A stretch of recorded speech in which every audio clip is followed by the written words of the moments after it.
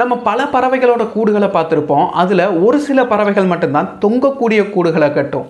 நம்ம தேன் சிட்டு இது ஏன் தொங்கக்கூடிய கூடுகளை கட்டுது, இதனால் இதுக்கு என்ன பயன் இருக்குது அப்படின்றதையும், தாவரங்கள் தன்னுடைய மகரந்த சேர்க்கைக்காக பல உயிரினங்களை பயன்படுத்திக்கும். ஆனால் நம்ம தேன் சிட்டு இந்த தாவரங்களையும் சில நேரங்களில் ஏமாற்றும். அது என்ன தாவரங்களை ஏமாத்துறது அப்படின்றதையும், இந்த தேன் சிட்டின் அழகான வாழ்வியலையும் பல சுவாரஸ்யமான தகவல்களை இன்றைக்கி பார்த்துடலாம்.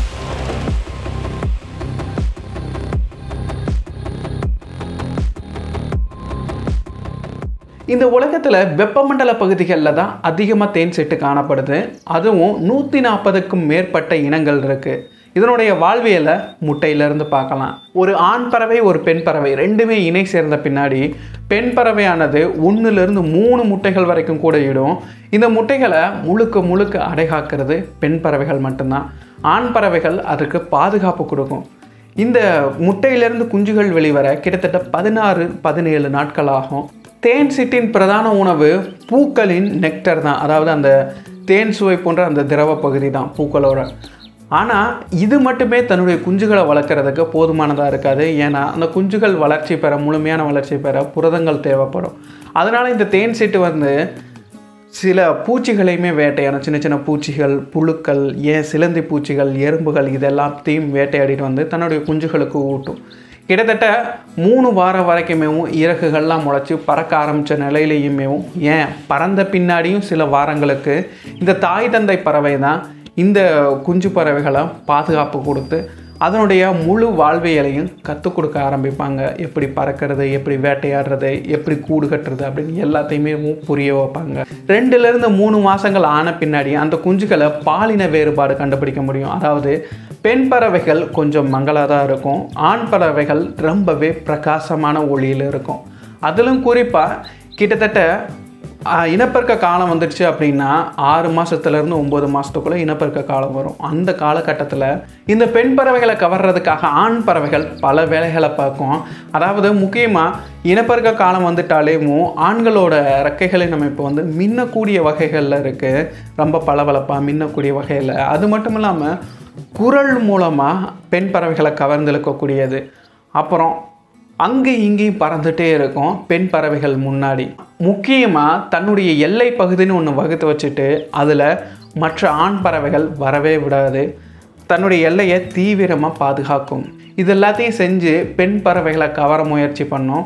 2க்குமே பிடிச்சு போன பின்னாடி 2 பேரும் இணை சேர்ந்து மறுபடியும் முட்டை வைக்க ஆரம்பிப்பாங்க. இதில் கூடு கட்டுறது அப்படிங்கிறது ஒரு பெரிய ப்ராசஸ். அதாவது பெண் பறவைகள் மட்டும்தான் முழுக்க முழுக்க கூடுகளை அமைக்கும். இந்த கூடுகளை அமைக்கிறதுக்கு பெண் பறவைகள் தாவரத்தின் பல பகுதியை பயன்படுத்துறது. புற்கள், சின்ன சின்ன குச்சிகள், தாவரங்களின் நார்பகுதிகள் அப்படின்னு அதெல்லாத்தையும் எடுத்துகிட்டு கட்டுது. அது மட்டும் இல்லாமல் முக்கியமாக சிலந்தி வலைகளை பயன்படுத்துது. சிலந்தி வலைகளை வச்சு தான் ஒவ்வொன்றையுமே ஒட்டுறது, இது எல்லாத்தையுமே பண்ணுது. சிலந்தி வலைகளை எடுக்க போகும்போது சிலந்திகள் இருந்துச்சுன்னா சிலந்திகள் இந்த பறவையை பார்த்துனாலே பயந்து ஓடி போகும்.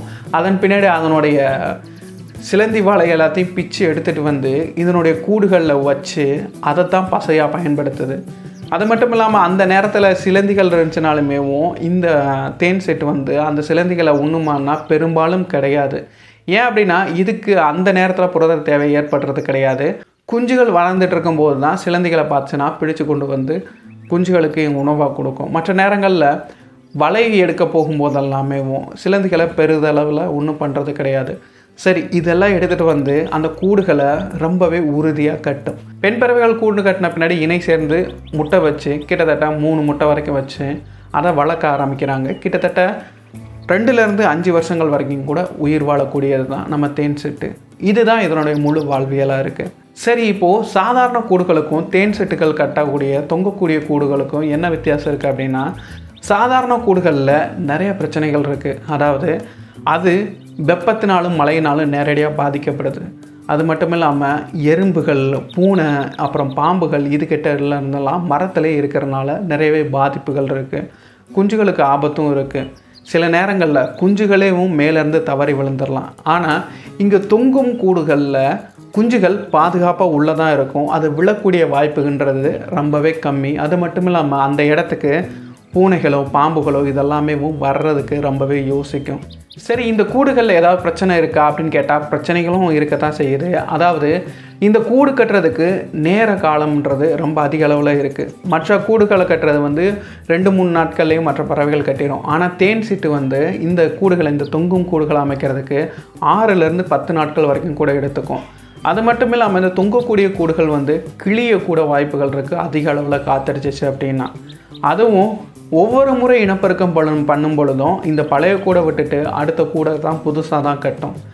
ஏன்னா அதிக அளவில் பாதிப்பும் அடையக்கூடியது இந்த கூடுகள் காற்றினால். அதனால் அடுத்தடுத்த ஒவ்வொரு முறைக்குமேவும் புது புது கூடுகளை தான் அமைக்கும். இந்த மாதிரி சின்ன சின்ன பிரச்சனைகள் இருந்தாலுமேவும் மற்ற பறவைகளின் கூடுகளை ஒப்பிடும் பொழுது இந்த தேன் சிட்டு கட்டக்கூடிய இந்த தொங்கும் கூடுகள் வந்து ஓரளவு பாதுகாப்பானதாக தான் இருக்குது.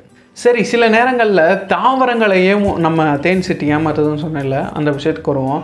அதாவது பொதுவாக ஒரு தாவரம் எடுத்துக்கிட்டோம்னா அதற்கு மகரந்த சேர்க்கை நடைபெறணும் அப்படின்னா ஒரு சில தாவரங்களுக்கு பிற உயிர்களை சார்ந்து இருக்க வேண்டியது இருக்குது. சின்ன சின்ன பூச்சிகள், அப்புறம் தேனீக்கள், சின்ன சின்ன பறவைகள், இப்படி இதெல்லாமே சார்ந்து இருக்க வேண்டியது இருக்குது.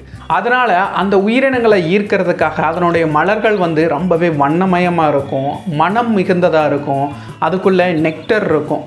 இந்த நெக்டரை எடுக்கிறதுக்காகவே தேனீக்களோ இல்லை பிற பூச்சிகளோ இல்லை சில பறவைகளோ இந்த நெக்டரை எடுக்கிறதுக்காகவே அந்த தாவரத்துக்குள்ளே போயிட்டு நெக்டரை எடுத்துகிட்டு அடுத்த மலருக்கு போகும் பொழுது அந்த மலரினுடைய பகுதி பொருட்கள்லாம் ஒட்டிக்கும். அது அடுத்த மலருக்கு போகும்போது அடுத்த மலரில் ஒட்டி அங்கே மகரந்த சேர்க்கை நடைபெறும்.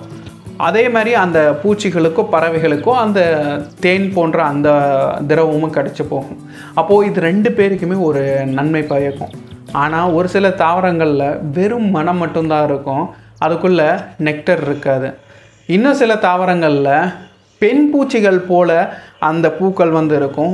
இது பெண் பூச்சி தான் அப்படின்னு சொல்லி அப்படி போயுமேவும் சில பூச்சிகள் வந்து மகரந்த சேர்க்கைக்கு பயன்படுது.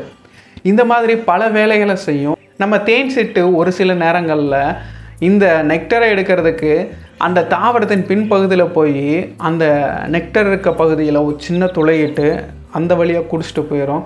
அப்போ வந்து அந்த தாவரத்துக்கு மகரந்த சேர்க்கை நடைபெறது கிடையாது.